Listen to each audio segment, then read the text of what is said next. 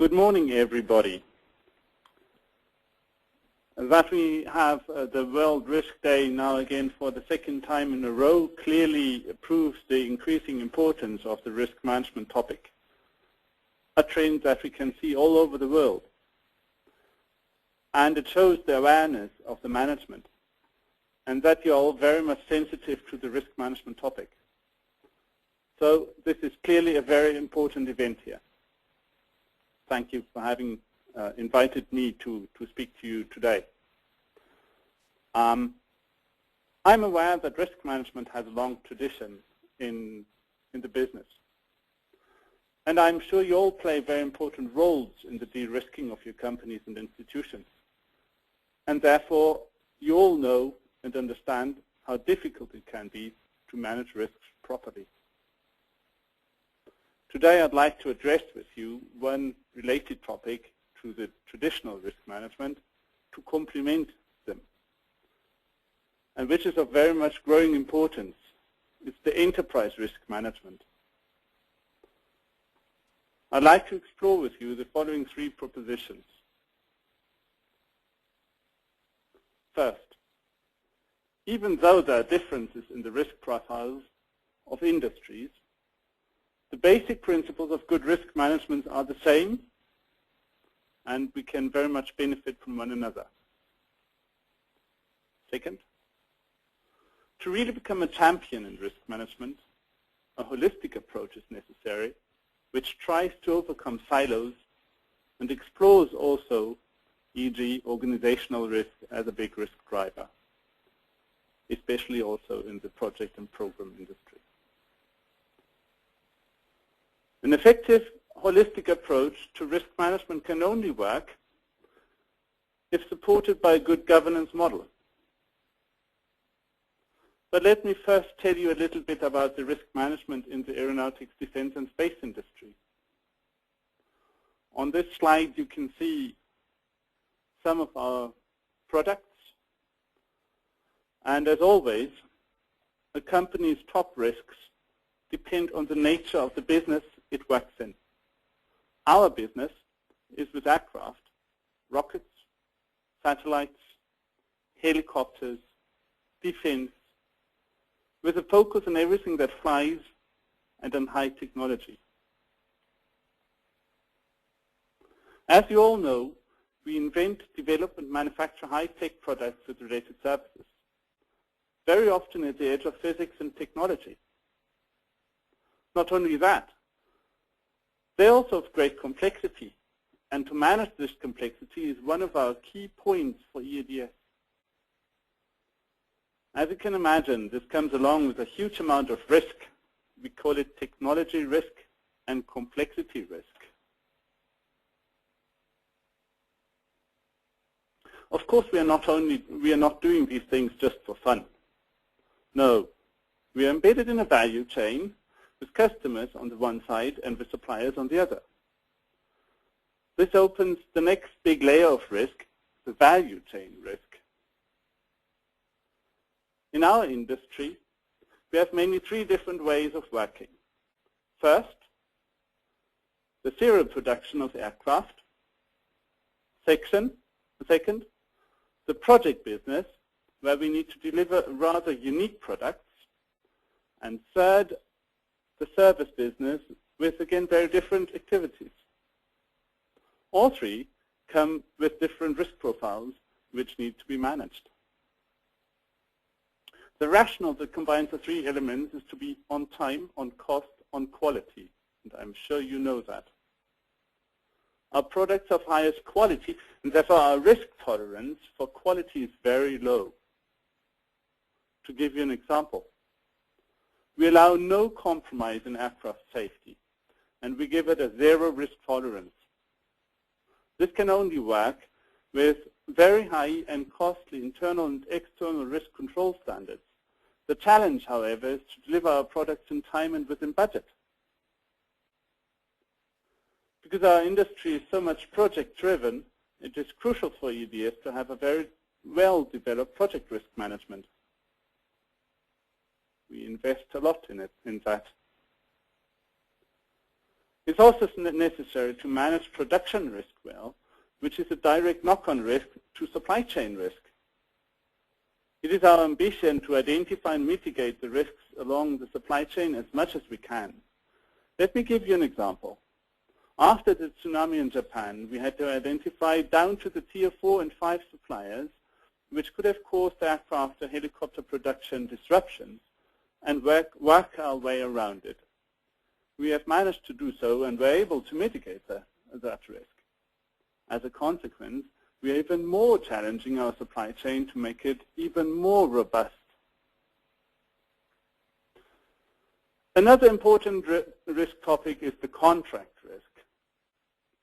You determine the risk and opportunities for both parties up front and lock into that with signing a contract. This determination takes place in the bidding phase. And of course, we have to take this very serious because you lock yourself into the risk position. We do this in an environment with increasing complexity, dynamics, flood of information, increasing pressure on costs and an organizational setup, and a highly volatile financial market. This again increases the risk position. In addition, we face ever-increasing market, regulatory, compliance, and stakeholder requirements. But we are here to take risk. It's our job. It's our daily business. When we invent and manufacture high-tech like we do, simply by doing so, we take risk, isn't it? We see that every day. I take an example. With the launch of a new aircraft, for example, take the new A350, we lock into a high-risk position because we go out in the market and sell the product. And then it's of utmost importance, obviously, to manage these risks, to satisfy our customer, and not to lose money on the contracts. We know that. But only when we have the courage to take risk, we can be rewarded by opportunities. And if we decide not to take risk, what's the alternative? We have to close down the business. That's clear. The more innovative our products have become, the more risks we must take. Think about programs like A380. We know that we've taken a lot of risk, but we also know that we should take reasonable risks and go with open eyes to know exactly where we are and use our capabilities to monitor and control the risks. This leads to great chances and unfortunately sometimes also to big losses. I believe that many of the losses, however, can be avoided by having a solid risk management. And this is available. We call it enterprise risk management, or short ERM. By ERM, I mean the umbrella term for all risk management, opportunity management, internal control, and linked GRC activities. And with risk management, I mean all operational, project risk management, strategic risk management, compliance, and financial risk management. We have integrated all these activities into ERM because we believe it offers a great value and advantage. ERM has become one of the top 10 processes for EADS. It's now applicable across all functions, across all divisions of EADS, group-wide, and is steered by corporate headquarters under the responsibility of the Chief Risk Officer. What do we want to achieve with it? We want to ensure that EADS mission is performed in its best possible way, efficiently and effectively, without blind spots. We designed our ERM to identify potential events that might adversely affect us with a strong focus on the active management of the risks and opportunities. And I believe that the same aspirations are valid for any business. And for all listeners, it's rather the same. In order to protect our company from such negative impacts, we need an integrated, comprehensive, and lean risk management, carried out by all functions, covering all processes and projects, and ideally supported by one tool, one that is fitting to all. So for me, it's clear that the basic principles for good risk management are the same all over. Even the execution of risk management should follow the same principles.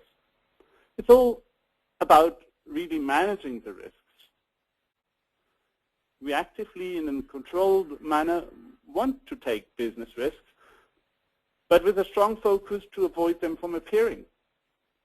I strongly believe a good enterprise risk management is fundamental to reduce complexity. I've just talked about risk management now, but let me not forget opportunity management. For me, strong opportunity management goes hand in hand with a good risk management. It's actually the other side of risk management. Opportunity management means the exploitation of new business, of new technology, of new processes, etc. If this is not organized in a holistic way, there's the risk to just simply forget the one or the other very valuable opportunity. But let me come back to risk management and the risks that we share between all organizations, whether industry, insurance business, banks, authorities, or any other organization. I want to subsume these risks under the header organizational risk. With this header, I mean the risks that are inherent in organizations and which increase exponentially with the size and complexity of organizations.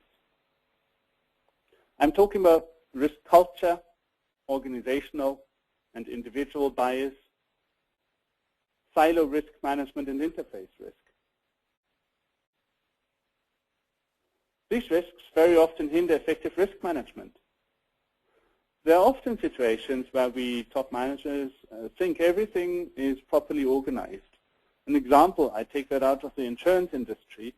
There you believe that you have a tested and robust underwriting risk management. You very much trust in your counterparty risk management, in your scenario risk management, etc.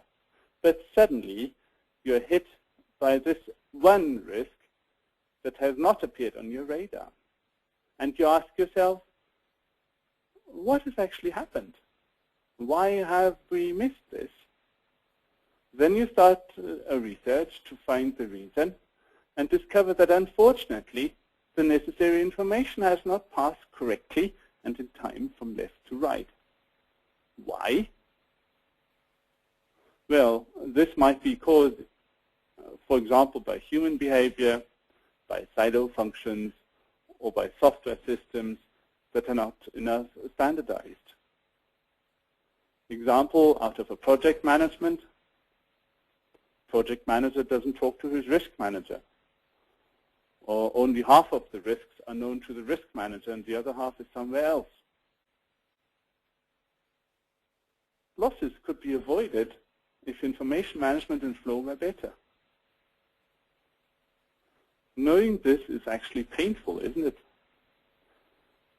Managers often don't know what others know and are thus not even aware of the risks they face. Or there's a too complex environment with too much information. People often don't talk to each other enough, or they don't tell the important information. And we know that. We know that perfectly. Just look at your organizations and you'll find it. We call this risk the insufficient management of interfaces, or interface risk. It is one of the top risks that we in EADS face like any other company. This, unfortunately, can trigger many other risks in operations and functions. That's clear.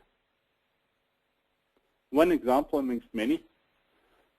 The colleagues from sourcing don't pass the risk from the suppliers to the engineers. Then the engineers don't communicate enough with the salespeople. And at the end, we have a product with risk that could have been avoided or at least mitigated. On the contrary, there can also be too much information, an information overflow risk, and you don't see the forest for the trees. What I actually want to say with this is that it's inherent to big and complex organizations that there is either too much information or that information is missing or not available, causing risk mitigations to be late or not working. Let's turn to another risk, the organizational structure risk. It's a natural thing that organizations grow and turn more and more complex. For example, through mergers and acquisitions, new products, new markets, new projects, new programs, as a reaction to fierce competition, the global economic crisis, regulators' pressure, and so on. As a result, organizations are getting more complex, internal processes are confusing, silos are generated, and it's a risk in itself to have silos. Our structure as a multinational company leads to several of such risks, and we have to watch and monitor them carefully. In addition, we might be overconfident. We think we have everything under control. That puts us in a safe harbor feeling, and we forget to properly monitor the risks and risk controls. We might fall into the confirmation bias trap and favor information that we like, instead of looking at information that we don't like. And let's face it, who wants to look at risks all the time? It is rather the human nature that we like to do risk management only implicitly, not so much explicitly. It's not such a natural thing to do. And life is actually too short to always worry about what could happen, isn't it? Or look at early warning signals. How often do we underestimate these? We think, yes, it's a risk, but totally artificial and or much way ahead, and then we forget about it. In addition, it's not really easy to look back at events that have hit us and properly analyze the root cause of failure. Rather, we want to look ahead and plan the future. With this, we miss out on lessons learned and best practice. This is actually a control tool for better risk management, no matter whether in industry or in any other business. Due to this, often risks materialize and we lose money. Effective risk management must mitigate such risk management risks. So, how do we do that? Well, the approach is to develop a true and holistic enterprise risk management. Next to rules, processes, tools, activities, we need a good governance model to manage risk with a strong focus on organizational risk culture, and risk mitigation. What needs to be in place as a minimum? What is a good governance for risk management in the light of the bias that I just described? I think we at least need the following mandatory standards. First, governance with a continuous tone from the top, and not just for operational risk management, but also for organizational risk management. Second, governance must enable a climate which allows transparent risk communication. Transparency is key. Third, it must comprise the whole organization, no escape. And fourth, last but not least, we need a systematic organization around the risk, around the management of risk to reduce bias and complexity. Systematic organization. What is our model in EADS? We have now, since some years, adopted the 3 lines of defense model, which I'm sure you might have heard of. Previously, as still very often is the case within industry, we had worked with the 2 lines of defense model. The first line being the operational management, and then followed a second line being the internal audit. It was clear from the beginning that it is the responsibility of the operational management, the line management, to deal with risks in the area of responsibility, with audit performing independent risk reviews to support top management. But it turned out that this was not enough. We discovered that something was missing, some organization that is 100% dedicated to risk management, to holistic ERM, that could put a bracket around the risk management activities, that could do a constant drumbeat, and that could challenge and push the business, remove routine blindness. As a consequence, we installed the ERM function as the new second line and put audit into third line. And we are convinced, and it has proven, that we need that for effective de-risking. The trick is actually to move the risk function as close as possible to the business in order to have really effective risk and opportunity management. For that, obviously, we need resources, which is something sometimes painful in today's environment. I know that. Therefore, it is of such importance to educate and train highly qualified risk managers. It was also clear that this new function has to add value to the business and not just administration. That was a challenge. Therefore, it's their task to supervise all risk management activities down to the shop floor, supervise them, organize that there is no major gaps, participate actively in business reviews, and help shape the business as a support to the operational management. However, not taking the responsibility of the operational, away from the operational management. That's clear. For example, it is set how many risk assessments and reviews are now performed, e.g. on a monthly or even on a weekly basis. Who should participate?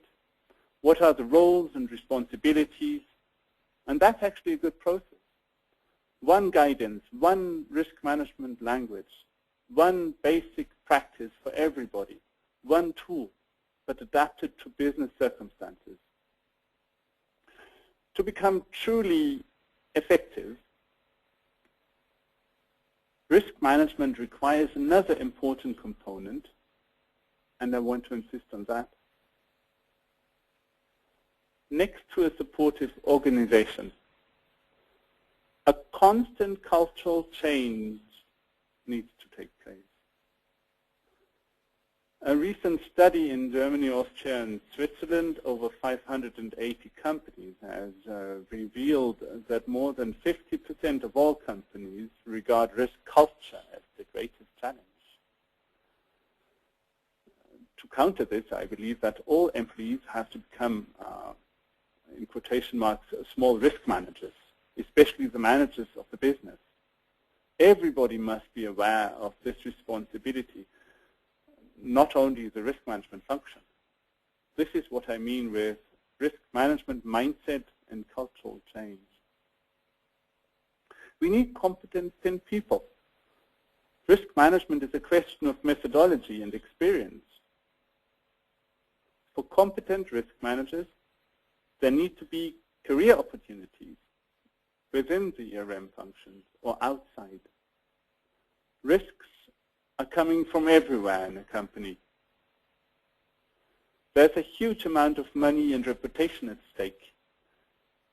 It must not be considered a bureaucratic burden.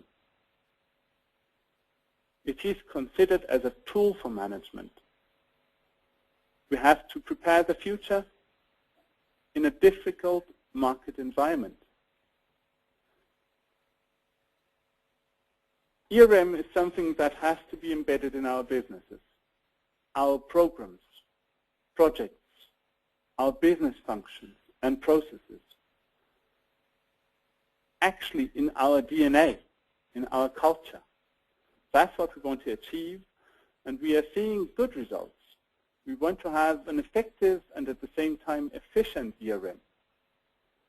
That is why a holistic risk management function is so important. We have to become risk management minded. It's a must. We have to be able to anticipate risk. Taking, monitoring, and managing risk is our life insurance for tomorrow. With ERM, however, you're actually never perfect. You're always on a journey. It's a continuous evolution.